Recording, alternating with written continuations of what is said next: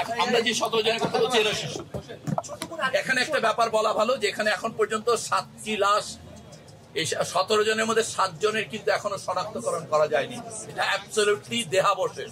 অতএব তাদের DNA sample নেওয়া হচ্ছে। অতএব এই 7 জনের এর মধ্যে 6 জন সিএমএইচে, 1 জন উত্তর আধুনিকে। অতএব দেহাবশেষ থেকে আলটিমেটলি জানা যাবে হয়তো পরিচয়।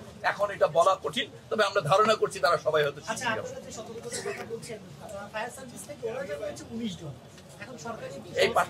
এই পার্থক্যটার কারণ আমরা হাসপাতালে ভর্তি অবস্থায় আমরা এই বাকি 2 জনের কথা আমরা বলতে পারছি না। হাসপাতালে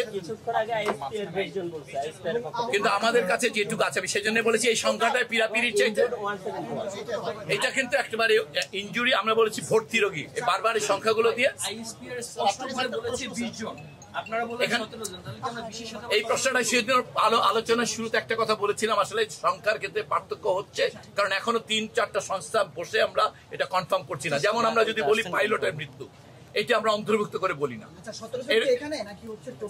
আমাদের কাছে যে স্বাস্থ্য পরিকল্পনা মন্ত্রণালয়ের যে হাসপাতালগুলো সেখানে 17 জনের মৃতদেহ আছে, এইটুকু হচ্ছে আমরা নিশ্চিত করছি।